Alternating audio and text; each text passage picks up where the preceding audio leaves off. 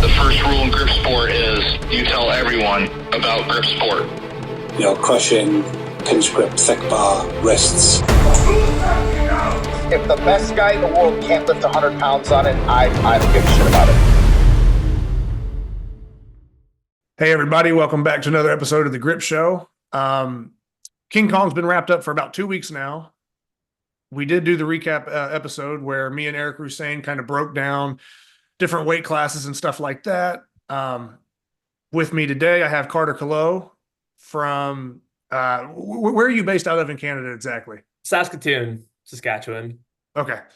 Because you guys are like a little more out west, right? Eric and those guys are more like kind of over to the east where I'm at. I'm like north of Montana, like North Dakota, I think. Yeah.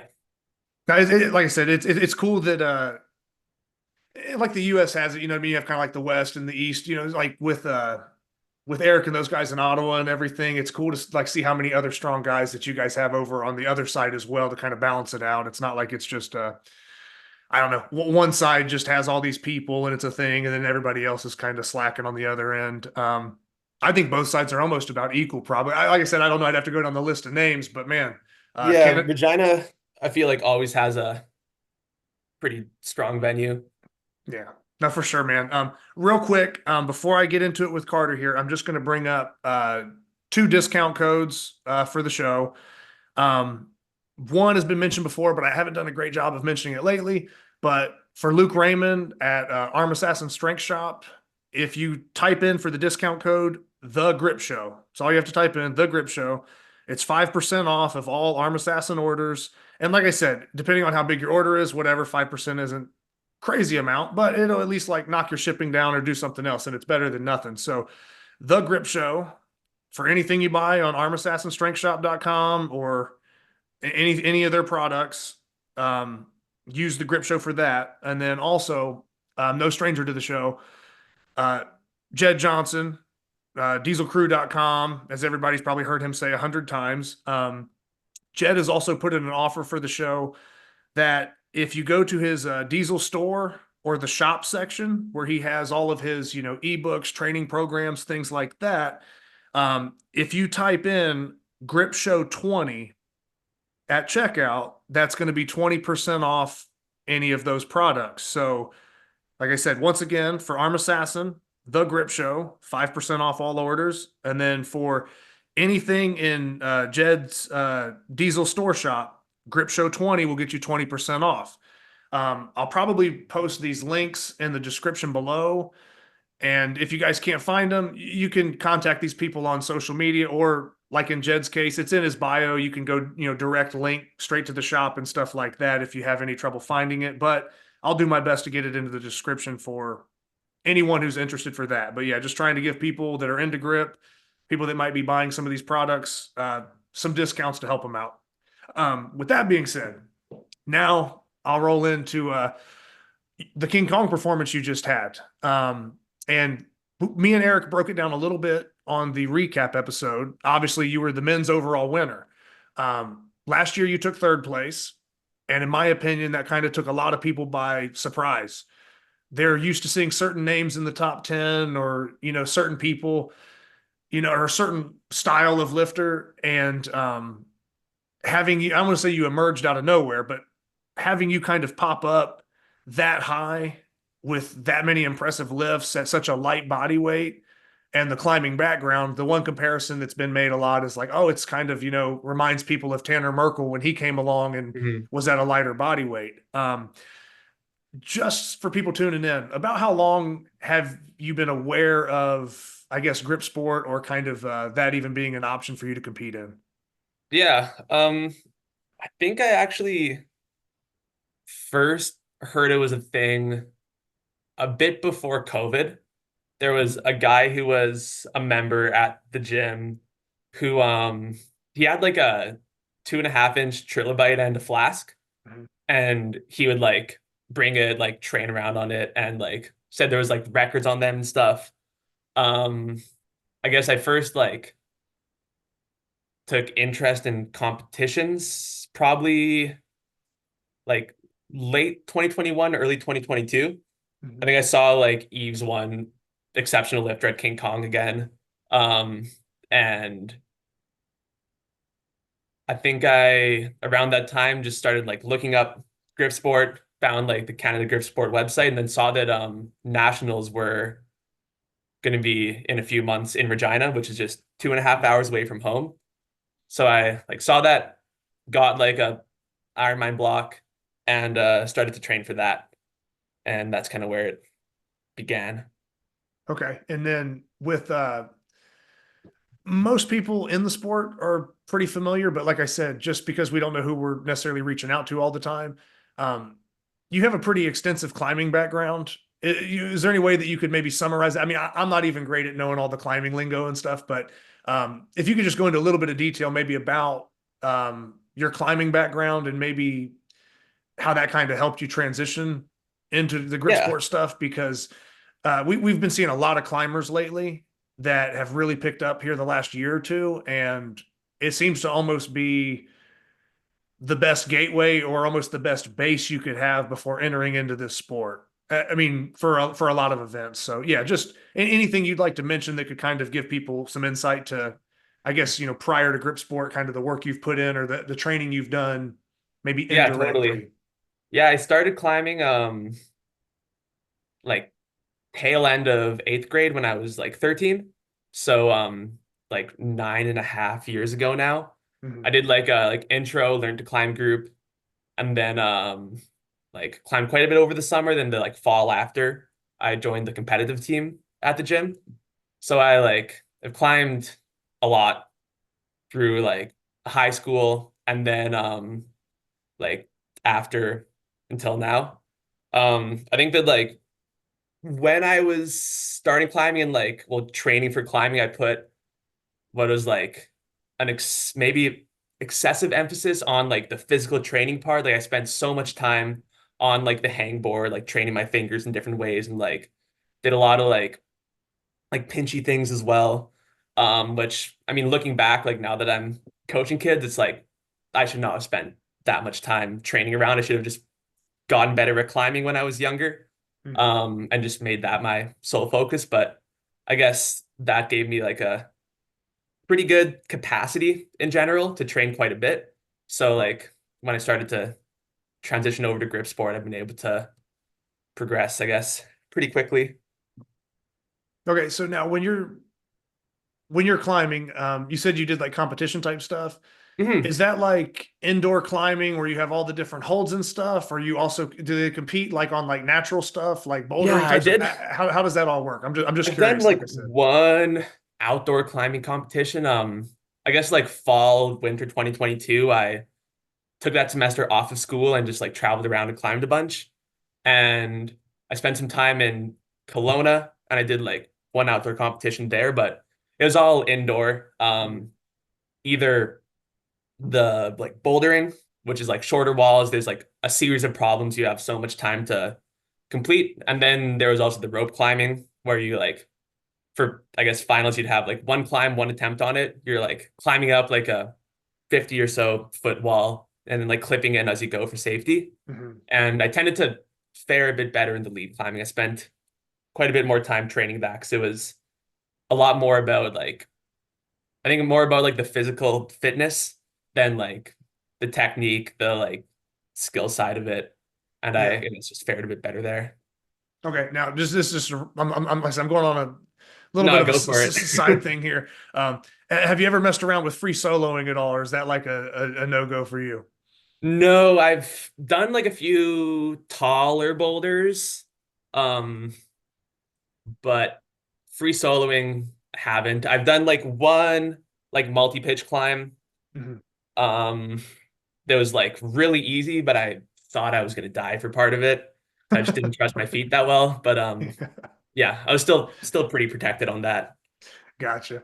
Yeah, Yeah. like I said, I don't know much about climbing, but I have tuned in and seen some documentaries and watched, just a little bit about it to kind of get an idea of it. So it's always cool when I run into somebody that actually has done it or done it at a level beyond anything I can probably comprehend. So I Mm. always try to get a couple details and just wonder about that because there's like anything else, there's different styles, there's different ways that people approach it, and Yeah. um, you get a bunch of variations.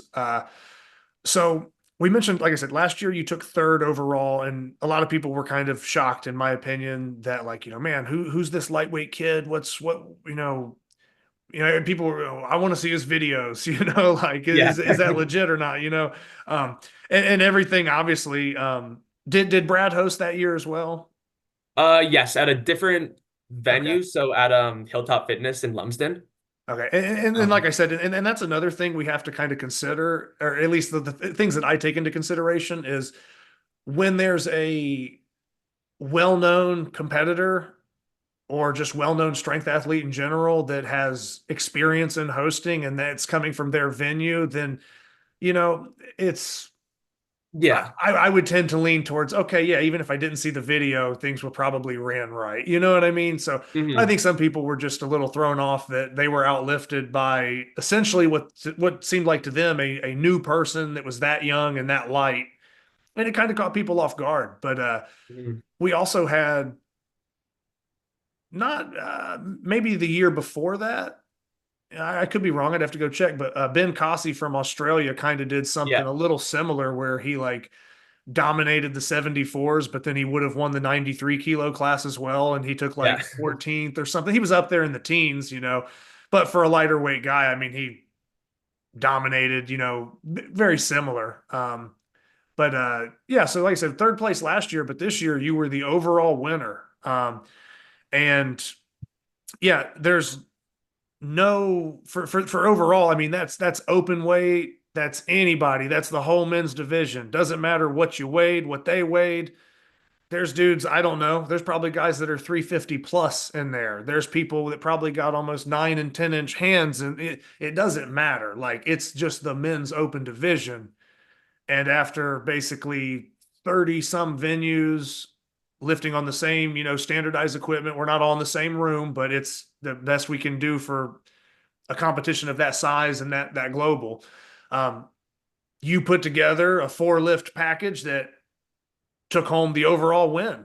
I mean, over monsters, which to me, like I said, I think it throws people off a bit because, I mentioned to it a little bit briefly before we started, but, you got guys that have been out here doing strength sports their whole life. You have people, and like I said, I'm not trying to turn this into a negative here, but you have people that are taking, performance enhancing drugs and they're on stuff and they're trying to get every advantage they can. Hmm. And boom, they're getting outlifted. What's your body weight at right now, roughly? Um, like maybe 80, I guess like this morning, like 83-ish on the head. I weighed in at the competition, like 80.4. Um, Okay. I was a little bit dehydrated, drank a Pedialyte after the weigh-in. But yeah, I'm like anywhere from 80 to like 84 kilos. Okay, but you're talking like 180 pounds roughly. Yeah, around there. So yeah, for me being dumb at conversions, but I just looked it up a little bit. But yeah, so Yeah. you're roughly, I mean, high 170s, probably low to mid 180s at your Yeah, highest. And like I said, you're sometimes lifting against I mean, some pretty juggernauts. big You're dudes. lifting against monsters. So it's interesting to see how well your climbing background has kind of probably helped, build a base for you to come into the sport. But I think another thing that people would like to know or would be interested in is, hey, is this dude just rock climbing and then he just hops over and naturally does this with no training? Is he actually training for these competitions? Stuff like that. So could you just speak a little bit as to maybe how you've approached training or what behind the scenes of, getting ready for this competition looked like for you? For sure. I think that this year especially, I mean, historically, like the grip training or like finger training's always been like a complement to climbing. When I first trained for like the Canadian Nationals one year, I was like, I'm gonna make myself a wrist wrench and then like the block and just like train on those two and it'll help my climbing, and it'll be like fun to see how I do in this. But this year I was, I guess, well, King Kong the year before like really motivated me. I definitely Mhm. surprised myself as well.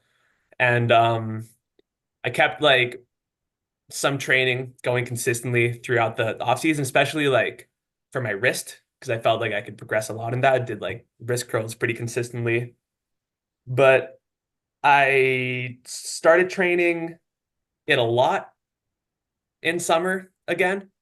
I kind of let it take the back burner through August because I had a local climbing competition at like our new gym in Saskatoon.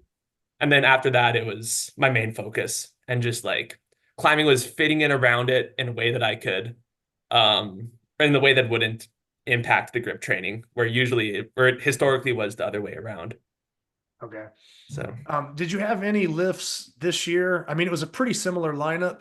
Did you have any lifts this year when you were going into it that you felt like, man, that's kind of a weakness of mine. I need to bring that up if I'm going to place well. Like, you know what I mean? Because some guys will be really great at, 2 out of 4, 3 out of 4, but then they got that one that'll just, I mean, they'll just tank in the standings because they're off. I mean, one little thing against 240 some people if we're just talking yeah. the men's overall. So was there any like weakness that you felt like a certain lift that you were maybe focused on improving, and other ones that maybe you just didn't, you like, man, I got that in the bag, that's easy.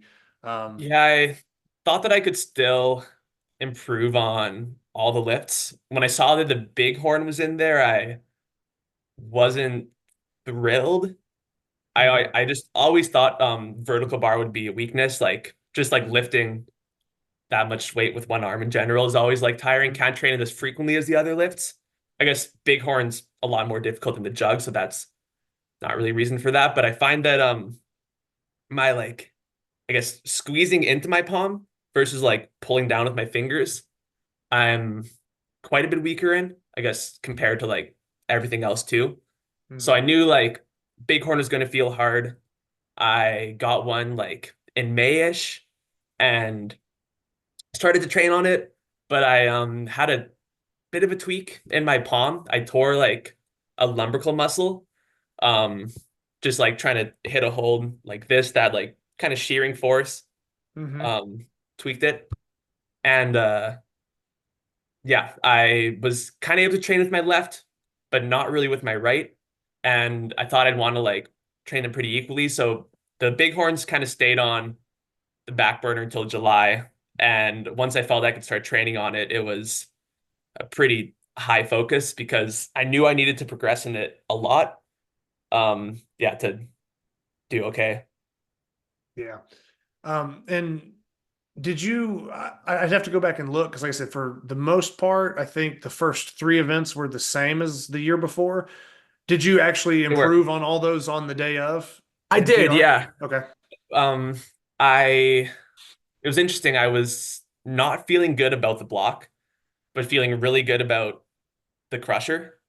And the crusher, I mean, I also just train on like a different handle at home. Like the 3 times I've used the crusher they were in my like 3 grip competitions. Mhm. Um, so I guess wasn't as familiar with it as I should have been. And also like kind of tweaked my arm on my heaviest attempt. I like tweaked my brachialis muscle. So I didn't quite have the showing on the crusher that I expected. I felt that my like wrist and my spinning handle progressed the most out of the 4 implements.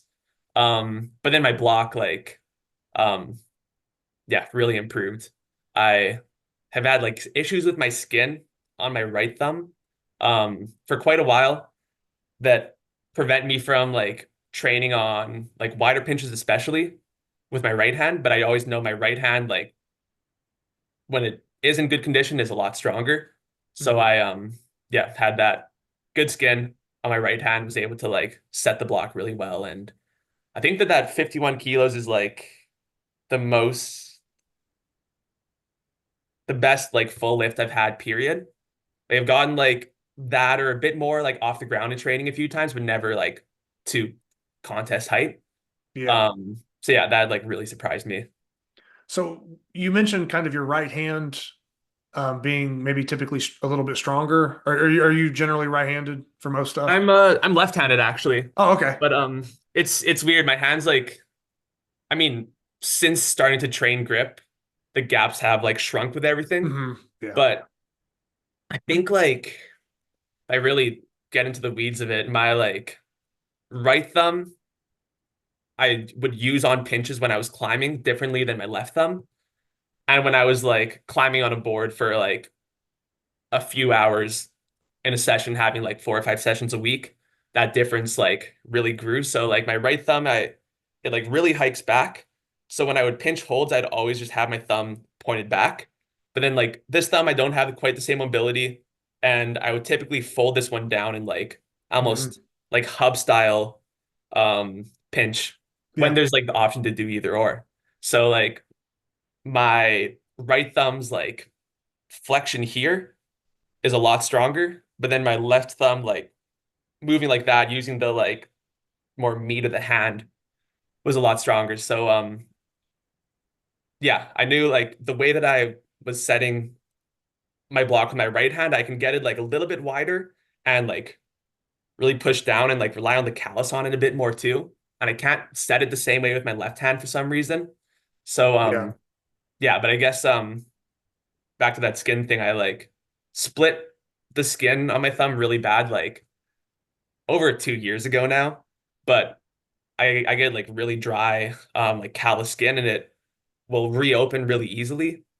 So I need to be like really mindful always of like keeping it, I guess, like moist and like taping it up while I climb so it doesn't like rip open and then it's really painful to use the Yeah, block. and just stay away from plate pinching. But no, Yeah. I'm joking. But like plate pinching, man, is like I don't want to say most likely to cut you, but man, yeah, you get some plates with some sharp edges on them, it'll just start peeling your thumb skin off, and especially if you're doing maximal stuff, hmm you'll usually get a couple good goes at whatever you're doing, and then Oh you're yeah. almost kind of like, you might want to call it quits unless you want to take a week or two off because now you just laid your whole thumb open or something. Yeah, So and you like have to let it recover fully or else it's just going to be like pesky forever. yeah, That's like I and guess that's where I'm at with this thumb now because I actually my attempt after my heaviest lift on the block, I got like a really bad blood blister on this thumb, which I was like a bit worried for because I like was gonna use like the finish ball and like the big horn. I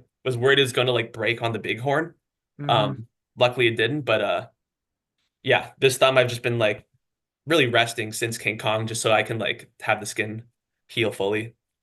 Gotcha. Now with King Kong being a competition where everything is a single hand event, Mhm. did you pretty much just kind of run through it right-handed all the way? Was that kind of your plan? Because like I said, for other guys, it's a little different. Like me, my left hand is better at vertical lifting, whereas Yeah. like my right's going to definitely be the rolling handle.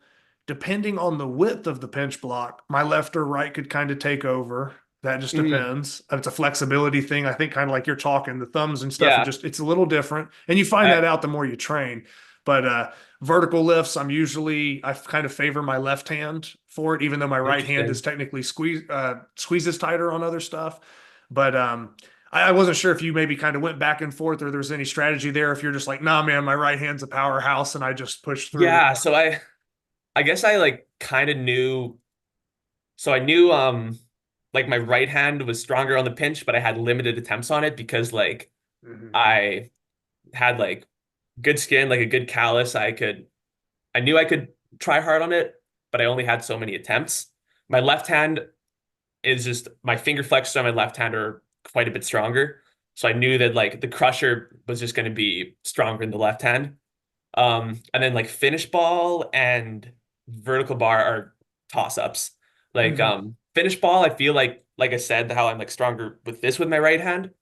My thumb is a bit stronger, but my like index finger accompanying it is often what like opens up when I'm using finish ball with my right hand. With my left hand, I don't like have the same slipping of the finger, but maybe just not quite as strong in the thumb. But my finish ball is like pretty equal.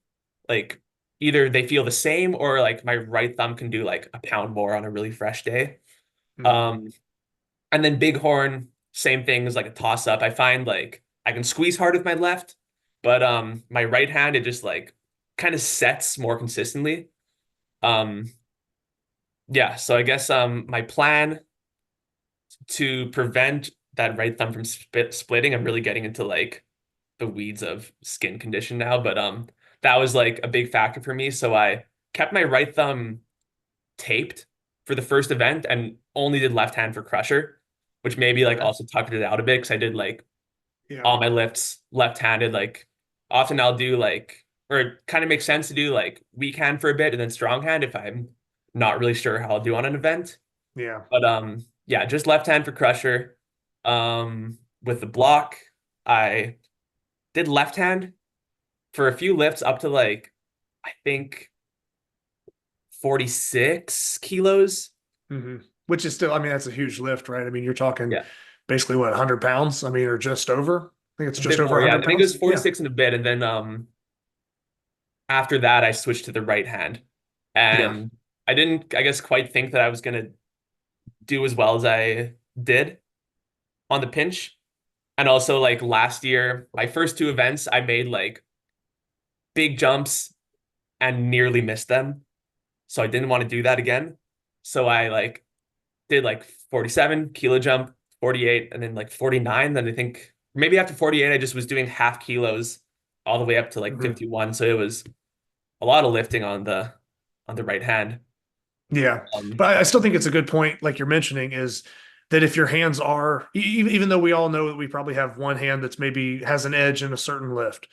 Um, but it's cool that you're mentioning, times when you knew that you could shift to the left hand. And like you said, if you know that, like, hey, I only got a limited amount of attempts for my right hand before this might tear, as long as your left hand can go up and lift 46 kilos on a pinch block, that helps out a lot too. Because if it's dying mhm, off at like 85 and you have this big discrepancy, it can't really help your other hand rest either. So like totally. guys that are really good at both sides, or they're somewhat close, you can kind of almost keep both hands warm at the same time and then also rest both hands if Yeah, you know what I'm saying? If you that's play it smart. It just depends yeah, on the that was my lifter. I knew, yeah, my strategy like last year on the jug was just that. It was like every other weight, I'm just gonna like alternate hands because they Yep. feel about the same. Hmm. Um, yeah, and I guess well, to be honest, I didn't really think that I was in contention for the overall. My goal was to like win the pound for pound again and like my weight class. Yeah. Um, and have like a similar performance to last year, not necessarily a better one. Um, so I guess was kind of cautious about getting on the board and not missing lifts, maybe like at the expense of lifting the heaviest thing I possibly could on each event.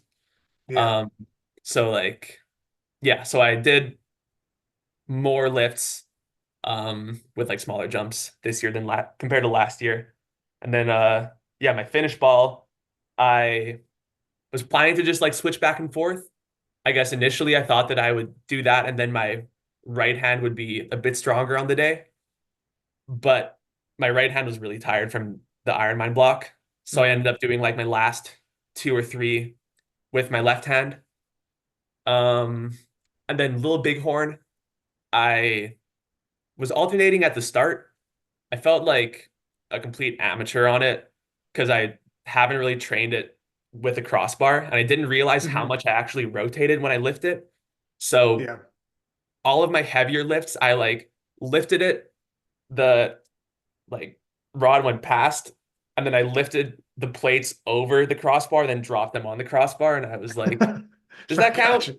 And they were like, Yeah. "Yeah, okay, that counts." Yeah. If the judge can absolutely tell that you met the height requirement, it would be Yeah, like a judge's discretion type thing. So yeah, it I've was been in like, competitions where I've seen somebody lift the whole plate stack like 2 inches over, but it's like, oh, but the bar didn't hit, and it's like, when it's like that obvious, it, it yeah, doesn't because matter. like the rod was like in the middle of the plate stack, and the bottom of the plates like hit the crossbar. So by default, I like lifted it plenty high enough, but I just felt like Absolutely. an amateur on it because yeah, like three, like all of my heavy lifts, I just had crash on top of the crossbar. Yeah. Um, but yeah, for that one, I was just mostly just doing left hand. Because like I got a blood blister on my right thumb. I didn't want it to like pop. That would be like kind of gross, pretty rude of me. So Yeah.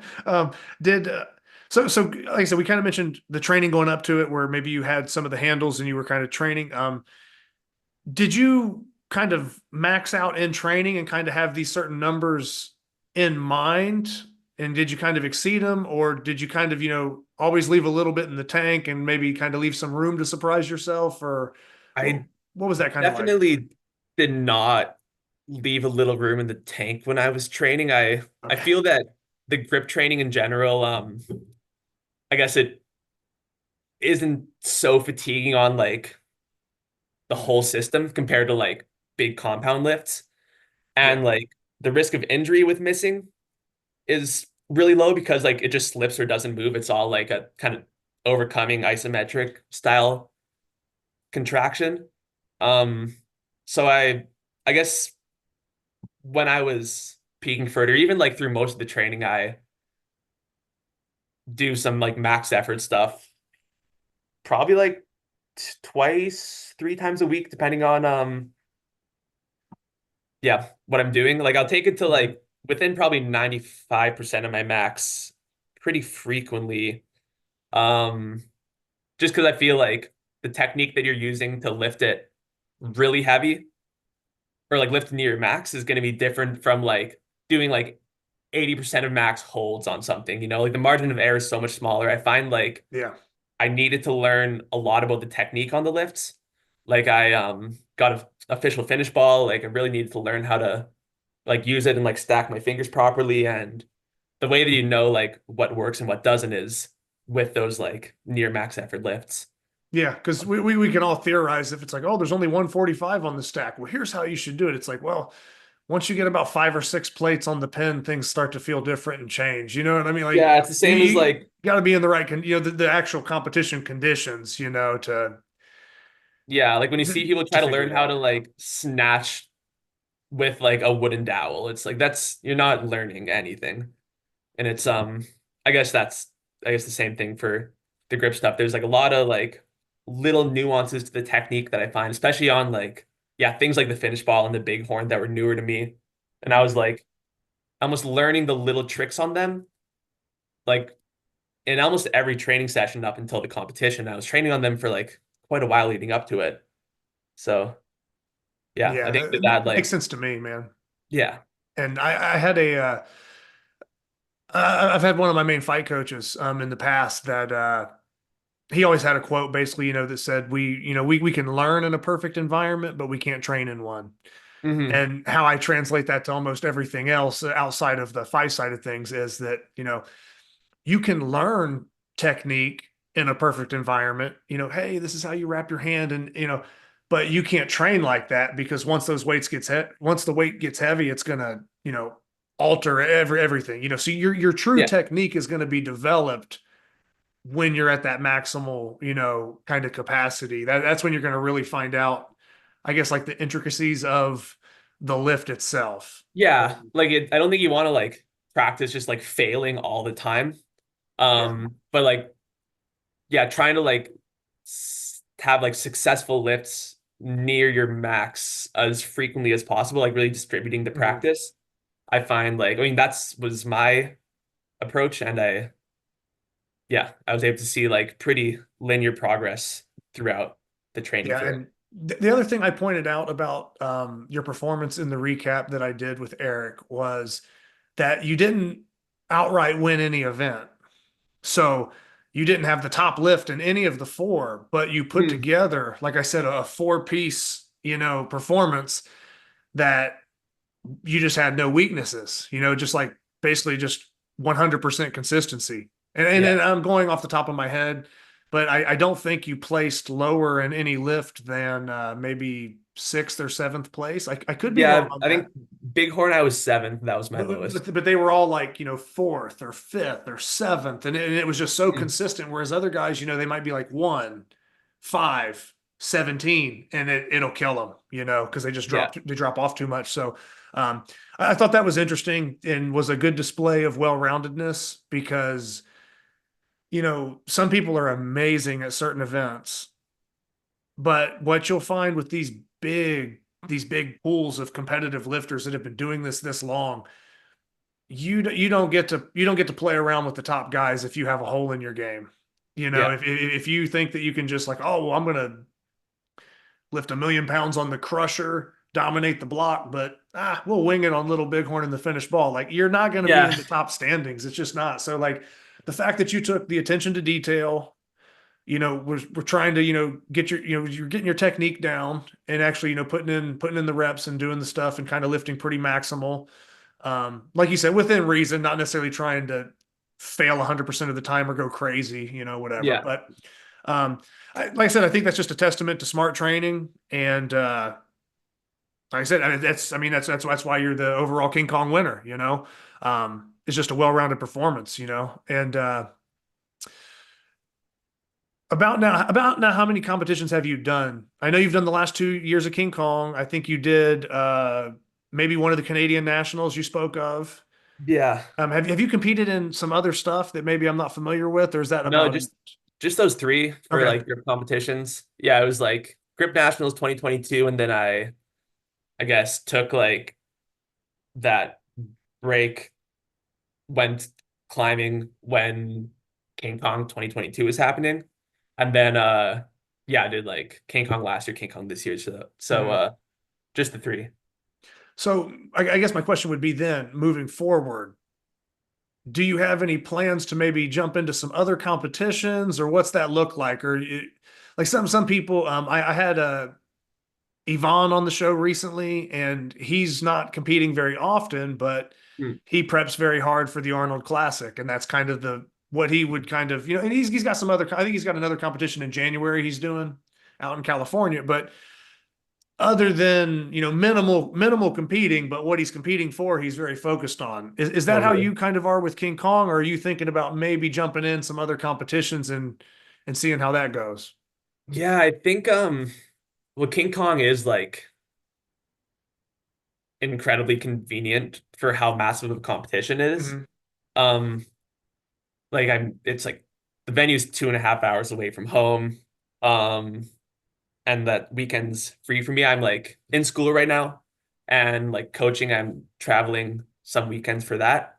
So I don't have like a ton of availability to like go out and compete all the time. Yeah. But yeah, I mean after this year I was like getting stoked for the like North American grip championships next year, but then Mhm. realized that it's every 2 years. Yeah, yeah, So yeah.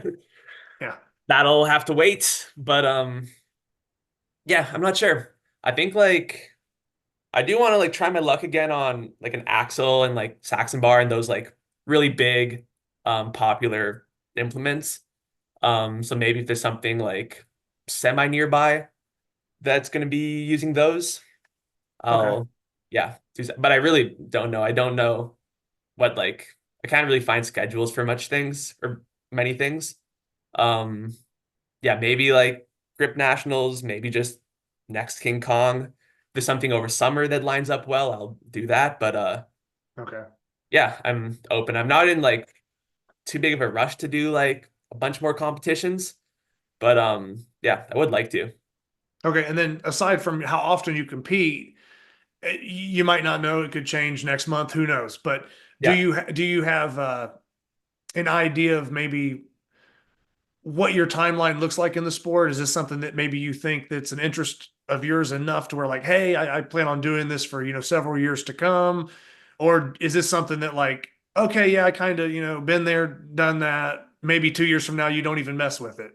You know, is that is that a possibility? I mean, is there any idea? And you may not know, you know what I mean? But Yeah. you plan on No, I sticking guess around or what? I feel like I'm not gonna go anywhere. I mean, Okay. I at the same time, I guess like I said, I'm not in much of a rush to like do a huge competition circuit with it. I feel like there's a lot of longevity in grip sport, and there's like just a slow progress that can be made that I'll like keep working towards. But yeah, I feel like I mean, yeah, I'll stick around. Okay, well, yeah, and like you mentioned, kind of being patient or having the longevity. How old are you currently right now? I'm 22. Okay, 22. So yeah, and that was the same as like I forget sometimes, what people's ages are when they do this. I mean, like I said, I had Yvonne on the last episode that I interviewed, and he's like the same age, but you guys are both Crazy. like phenomenal, you know what I mean? Grip athletes out the gate. But yeah, uh, not that I'm like in some big position to give advice or advice for people or something, but yeah, when you're 22 and your baseline is already about like that, or your first couple years, you don't have to get into this big rush to, I don't know, try to just go all out the first 2 years and then boom, by, you know, 24, 25, you've basically smashed every ceiling and you're broke down, and you know what I mean? You're Yeah. you're you're kind of burning yourself out almost. There's grip can be a slow game, and for guys like you that are 22 years old and already performing at such a super high level, um yeah, I would say no rush. I would say keep kind of doing whatever pace you're feeling, and yeah, don't burn out, because like I've been guilty of it myself sometimes, even though I found out about it at a later age than you. Man, the first 2 years I was almost just doing too much, and about broke me down or burnt me out half the time, So Hmm. yeah, I Yeah. don't think taking some time off or being patient with it, I don't think that's a bad thing at all, especially like I said, considering the level, the knowledge you're at, and the age and the amount of time left. So, but yeah, like I said, I'm sure me and others would love to see you, keep competing and stick around and doing that stuff, but. Yeah. But yeah, you don't have to go blaze the trail and do 20 competitions this year or something wild, and potentially injure Totally. Yeah. yourself or whatever. So um one other thing I wanted to bring up was, we kind of mentioned with Canada kind of having almost two strong sides to it, where there's a lot of talented lifters everywhere. For the venues you're lifting at, could you just go and maybe explain, or if you wanted to give a credit or shout out to anybody? um like I said, we know Brad Provic hosted your guys' Mhm. venue, but you had other people that were there lifting. Um, how were the other lifters that you were lifting with? How was it with Brad hosting? And anything else you'd like to mention, maybe about that venue and that group of strong guys? Yeah. You want? No, I feel like very lucky that that venue is the one that's like closest to me. Mhm. I mean, yeah, there was like Brad, James, and myself in the top 20. And to be able to like, maybe that's not something that's always seen as a factor, but to be able to have like someone to go like back and forth with on a lift and then be able to rest longer because you aren't like the only one left on a lift. Yeah, So right. like Following James on yourself. yeah, James on like the heavier events, like he got like one crusher lift heavier than me. I got one little bighorn lift heavier than him. And then like Brad on the finish ball. To be able to like have those guys push you in the event and Mhm. then also like give you that time to rest. Yeah, super helpful. Really awesome community there. Yeah, I think that helps too. And we see that with a lot of venues. I think not necessarily saying every venue, because there's a ton, and I don't know every lifter at every venue. We're talking, Mhm. I think there was like 370 some people total when Yeah. we add up everybody this year. But yeah, like I know for me it was Jason Dingy. I had Jason Mhm. Dingy and Mike Saffel at the place I was lifting at, and Jason's always a top 10, I mean, guy for King Kong. He's just ridiculously strong. So I'm trying to like hang with Mike Saffel, not let him beat me, and then I'm trying to chase Jason because he's like king of the mountain at our venue, So, and I know other guys have that, like Jed and Luke out in Pennsylvania. I know Yeah. in past competitions, like Adam and Tanner, Mhm. they would go at it.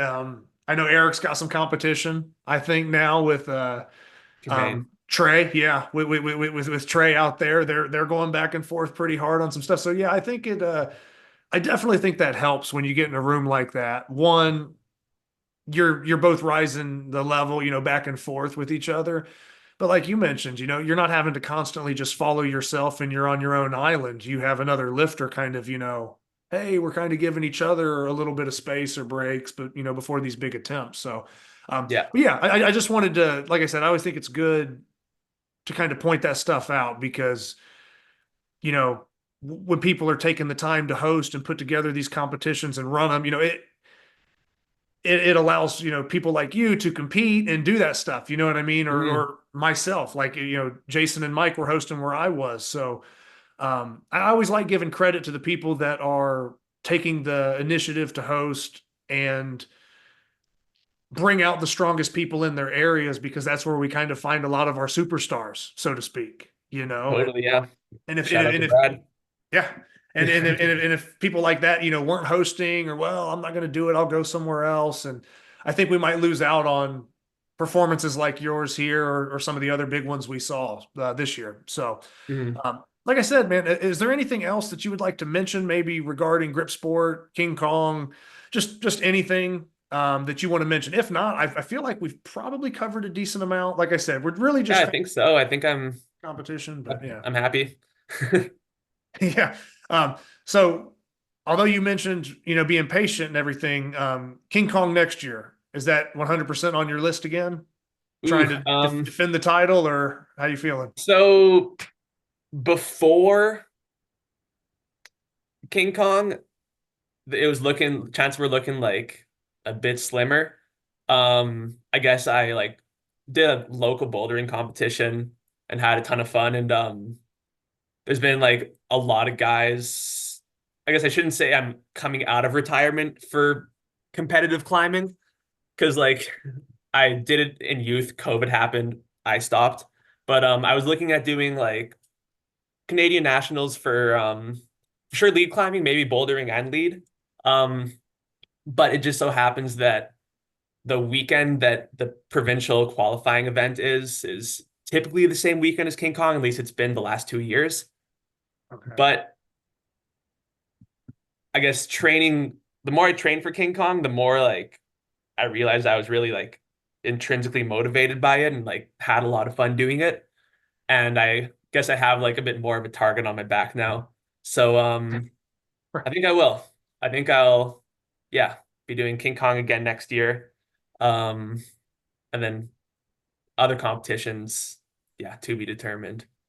Okay. Yeah. And one thing I would just add for you there is, if you have a scheduling conflict with something like that, where you have two big important things that maybe fall together, there is that last weekend of October where King Kong is hosted. But Eric also allows certain venues to host Right. it, a week or two early, for instances like that, so that people can still get the opportunity to lift. So Hmm. even if you weren't fully, maybe if it wasn't the main King Kong date, but you were still able to go and get your lifts in with, Brad, or a legitimate, judge or somebody, whatever. I would just say get your lifts in if you're looking to do it. I wouldn't Yeah. let that one scheduling conflict mess with it, because with it being multi-venue and venues hosting different weeks, there's a little bit of leniency there. Although I would agree, my opinion is I would still want to be around like the actual day with the most Yeah, people. the atmosphere is good. So Exactly. So, yeah. but worst case scenario, if it came down to I'm just not going to be able to do it, or hey, this is the only way I can, I would maybe just consider that. But yeah, man, for the most part, hope to see you compete next year. Like I said, after the last 2 years, man, you've really kind of burst onto the scene and done very well.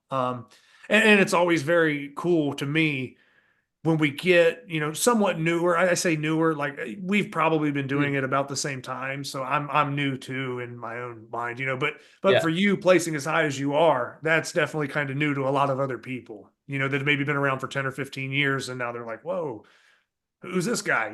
Yeah. Um, but but yeah, man, I think that it's always good when somebody somewhat newer comes out or has a breakout performance like that. But then when you go back in and you see the videos and you see, where they're at, where they're lifting, that it's all legit, because Yeah. there's been some funny stuff in the past, which I'm not going to go There into much was. Yeah, that detail, was but yeah, there's been some funny stuff in the past, man, where people will, cheat, do some weird stuff, or everything's not as it appears. And it's always nice when the the lifter that's having that breakout performance is exactly who they say they are, Mhm. and they're the real deal, and they're backing it up. So Yeah, no, it's um, good having like, yeah, Brad backing me as like a very legitimate judge and like venue host. Because yep. when I like woke up the next morning and saw the results, I was excited, but I was nervous because I saw like last year or what happened the year before. And Hmm. I was like, am I gonna have to stand up against a ton of slander over the next week? Do I really have the energy for that? Right. but yeah, no, it wasn't the case, thankfully. Okay, and since you brought that up, I guess I'll just add one more thing in. Um, what's been kind of your experience after winning King Kong? Have you had people reach out to you? Have they been positive? Have you? Mhm. I mean, It's been what's all that been super like? positive. Okay, Yeah, a lot of like congratulatory messages. I mean, yeah, no, like nothing negative, nothing like yeah, second guessing anything. So yeah. yeah, no, it's been awesome. I figured, but I just wasn't sure, how many people maybe reached out or what that was like. But yeah. Um, Hmm.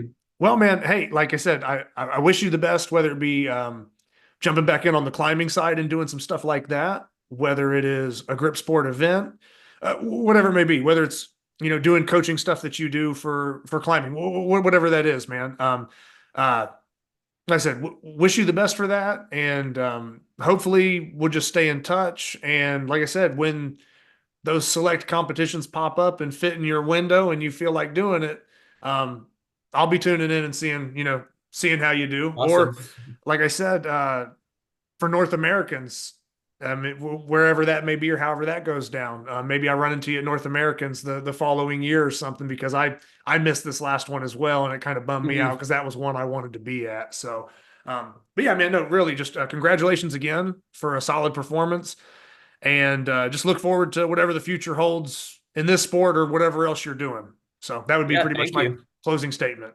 Yeah. Yeah, thanks for having me on. All right. Like I said, anytime. And if you ever want to come back on for something else, I'm easy to talk to. We work it out. Don't matter, you know. Sweet. But yeah, man. Everybody. Yep. Overall men's winner for King Kong 2024, Carter Colleaux, right there. So I'll end with that.